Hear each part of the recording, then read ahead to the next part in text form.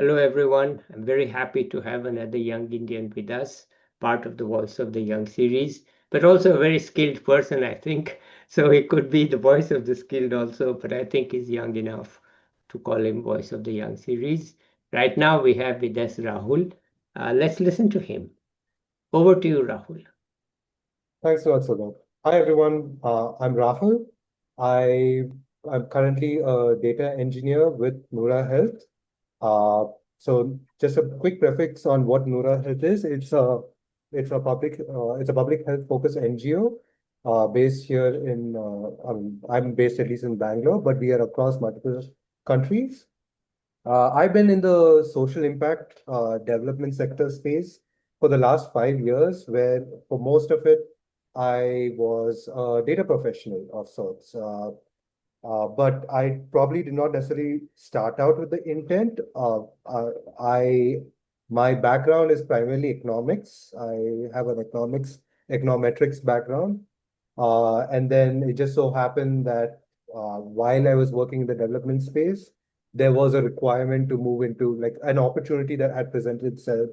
And I decided to pivot very early on. So I have been a data engineer for the last 4 years. So it's a running joke when I talk to people and they're like, "Oh yeah, you're an engineer," and I have to immediately correct them, saying that, "Hey, I'm not like an engineer in the traditional sense. I'm just an engineer by mistake. It just so happened I picked paths that just opened this one up to me, and yeah, I'm I do see myself continuing in this sort of pathway. I've always enjoyed working with data, numbers, uh, which is also why I got into economics and econometrics. When I got into those programs, I didn't necessarily see myself go into like a pure engineering role, but I'm also glad it did because I can confidently say I might have taken the path least taken out there, at least with people from my background and my peers. So yeah, maybe I'll just walk us through like how this came to be. Yeah. Uh, so I right out of I joined an econ program BSc back in 2015. Post that, and I'd gone in with the intention of going into traditional research. So when I and primary focus was the like development economics. Uh, and so a lot of the projects I took up, a lot of the courses picked up were focused on say impact evaluation, RCTs, and such. So I had pursued that route, uh, and but then right out of bachelor's, I decided to take a little gap, and because at that point I had also realized I kind of needed to skill up.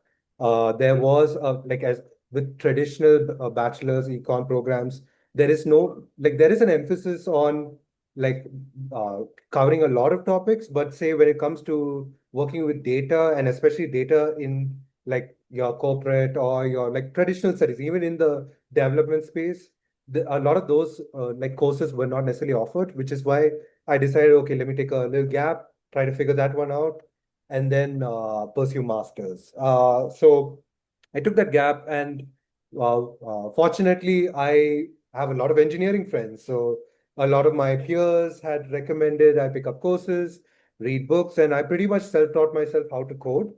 A lot of what I use right now is just completely self-taught.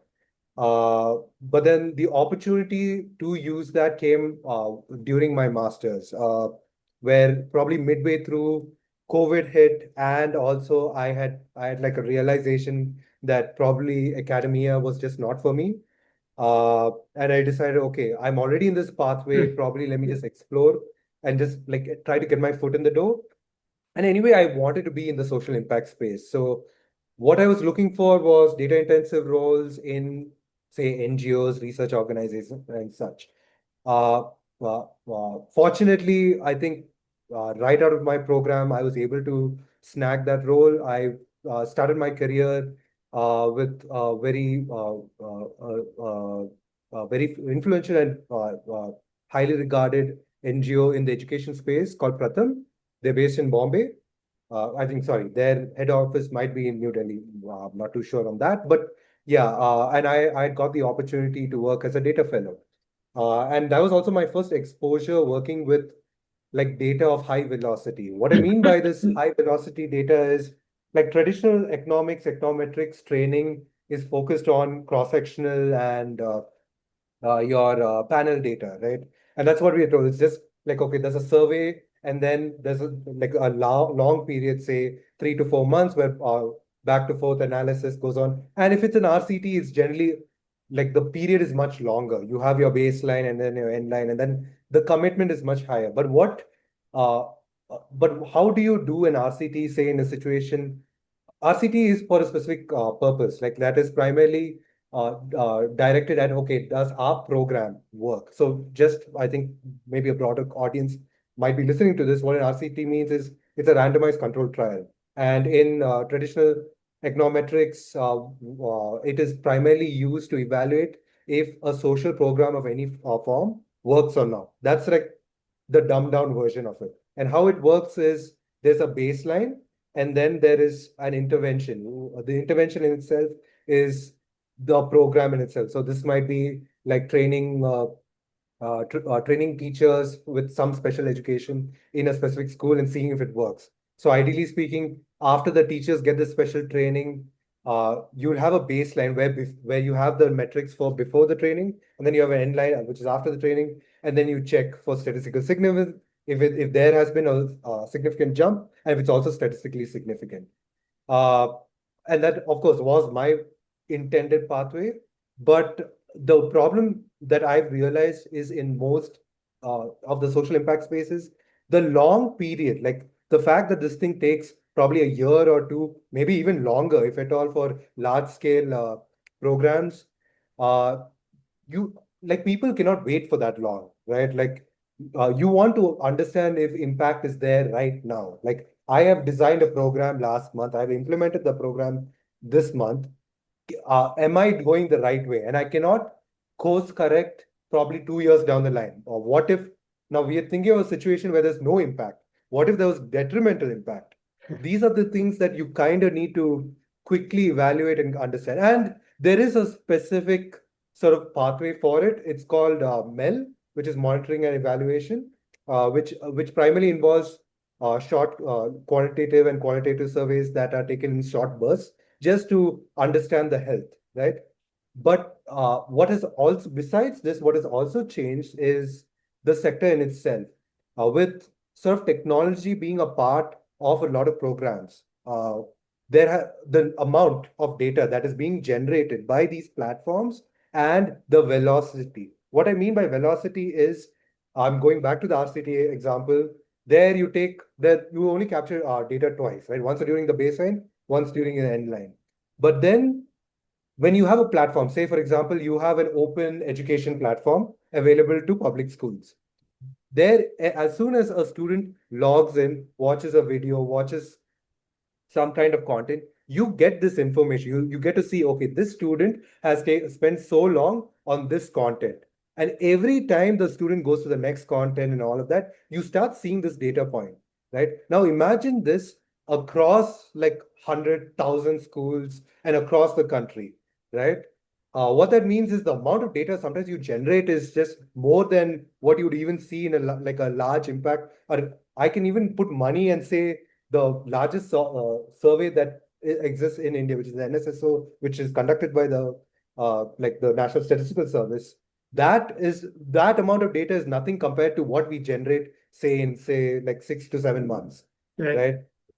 And we keep generating that over and over again, so it just keeps on accumulating. So there was this. It's a niche. I'm not going to uh, like a sugarcoat. It's an extreme niche, and there was a requirement for people and talent to sort of come in and try to help understand this.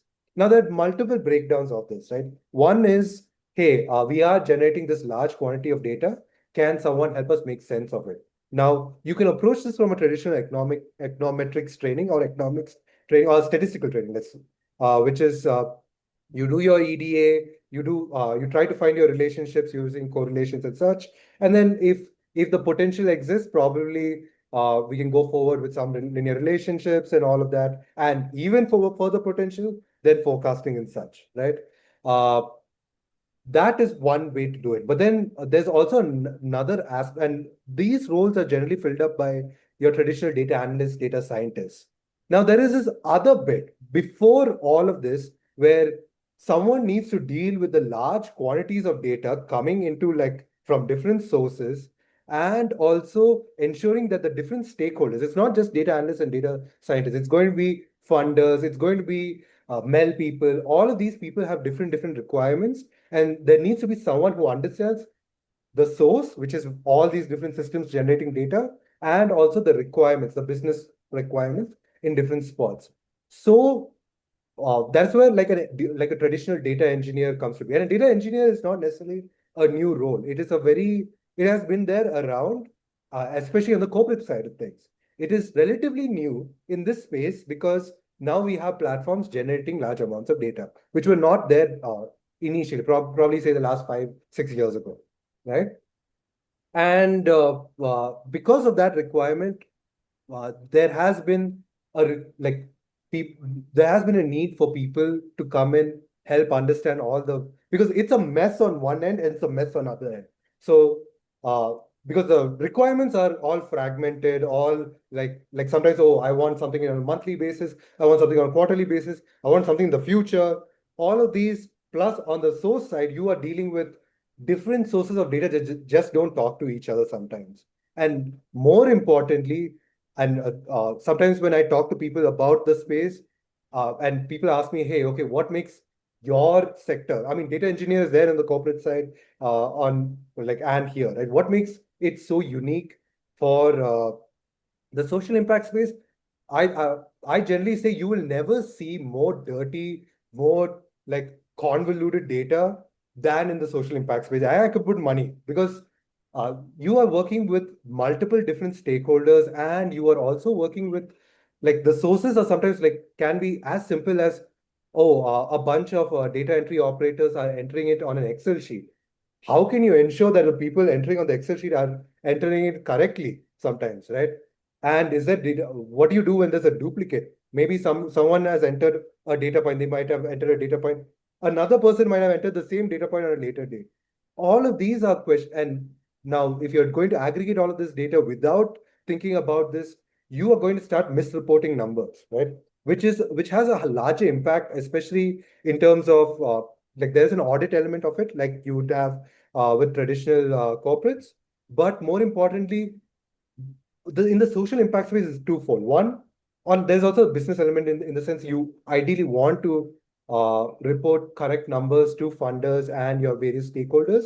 But more importantly, it is very important, at least in the social impact space, to understand that every unit number counts, right? Like one more student getting that additional benefit, or one more sort of like if it were a traditional, say, maternal health focused program, one more mother getting that extra information and getting that benefit has a much higher value than, say, like on the corporate side, oh, just turn around, return, ensuring that our customers turned over. You are essentially like each data point is one person whose life you're changing. So it is very important. There is a that moral thing is very important, and it's very, we need to be very cognizant about like, okay, we need to ensure that the data we are reporting is of the highest quality of, possible. And basically, essentially, I just made an entire career out of it. I uh, uh, so I After my stint with Pratham, I had moved to a social impact focused consulting firm called Catalyst Management Services. I was there for the last 3 years, where I had not just set up data engineering as a process, but also built the entire data engineering team and function there. Also, the larger data team, because when I had joined, it had just started. It was at that time a 3-member team, and and we had grown it to a 15-member team. Of course, I think early this year I had decided to move to a different organization, again based in Bangalore, called Noura Health, which primarily focuses on maternal health, general public health, and it's a more training focused, in-person focused program. And yeah, I've been with the organization for last 3-4 years, and sorry, 3-4 months, and yeah, I hope to. I will definitely continue in this sector. It is a very small niche sector. I Another joke I keep throwing around is I know the four other people in the sector who work in data. So, and we have a WhatsApp group. So it's just easy enough. Like it's such a small niche, and what you realize is it's just very easy to understand what different people are working on. And like I worked on multiple domains. The domains get interesting. Like for example, across the last 5 years that I've been working, I moved from education to public health to child protection at one point, uh, and then now to maternal health and training of trainers. Such.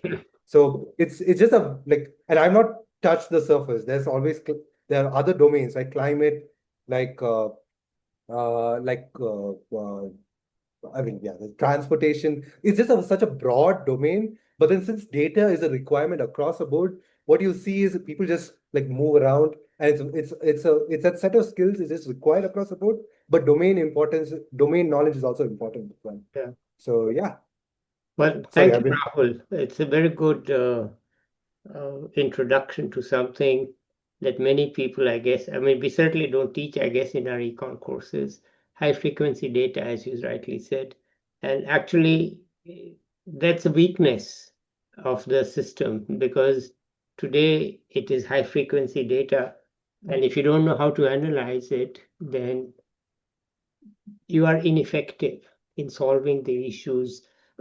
Even in the corporate world, I hear from corporate world people also, there's an issue. Okay? You may say social issues are more important, but even in corporate world, the data is similar. Okay, as you said, the student clicks, the, all of these things are there, and you need to have very fast turn back. You need to know if you can, for example, you launch a Netflix with 6 episodes. You have to wait. You want to know in the first hour of the first episode what's going on. right, right. You need to know that people are watching it Hawkeye because you have to. Is it a, anyway? It's very interesting, and I'm sure it's and your commitment to the social sector is very encouraging to me. We will talk about it offline, but why don't you continue and tell us how you decided even to get to economics? Okay. I mean, it's been a while, so I I might know, not. but Yeah, it's like I not necessarily thought of like. I mean, maybe let's start from the like right now, right? Do I see like economics play my background econ play a role? Yes and no. Like I am very critical about the fact that hey, a lot of the technical training that I should have essentially received during my econ programs were not necessarily there.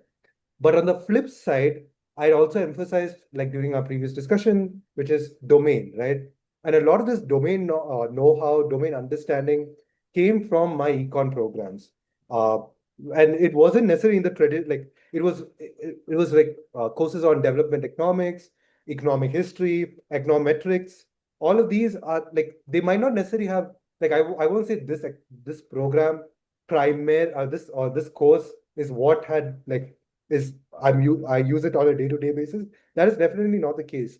But elements of it definitely I do use.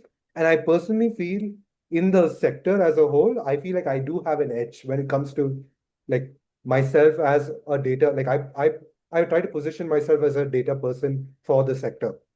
And my I personally think that my edge over like traditional technical, more highly technical folks is that I come with a strong domain background, primarily because I have an educational background in the same. So yeah, and okay, as for why I picked up econ, uh I mean twofold. I was doing really well in econ during school, so it just seemed like the like most like apt course to pick up. And also, I think very early on, I did have an inclination towards trying to understand social issues and such. And and that was the only entry, like that was the only interest I had at the point. So I decided, okay, let me enter an econ program. It's a 3-year commitment, and then probably figure out from there. And I think that's how things panned out for me. There was no pressure to do engineering. Oh yes, definitely. My parents come from a in like a highly technical, highly engineering background. Uh, I mean, there was, but then I think they did understand where I'd come from.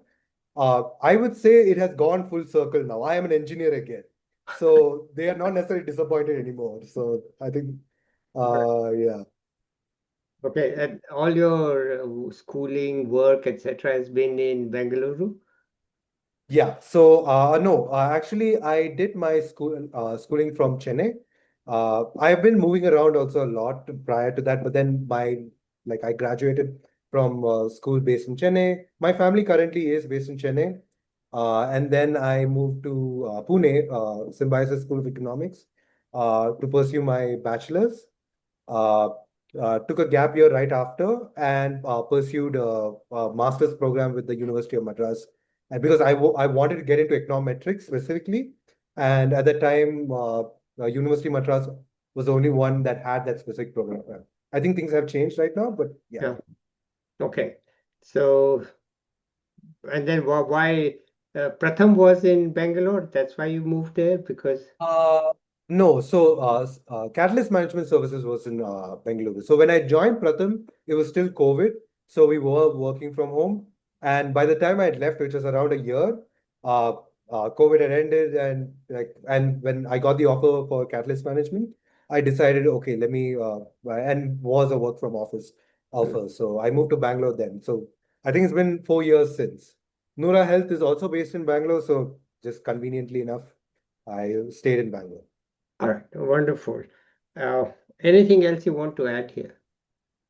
Nothing else. Probably, maybe I would like to, like, if at all anyone who's listening to this right now would like to pursue sort of similar career, uh, I would push my fellow, like anyone who's pursuing econ right now, both as a bachelor's or master's, to also think about moving into this.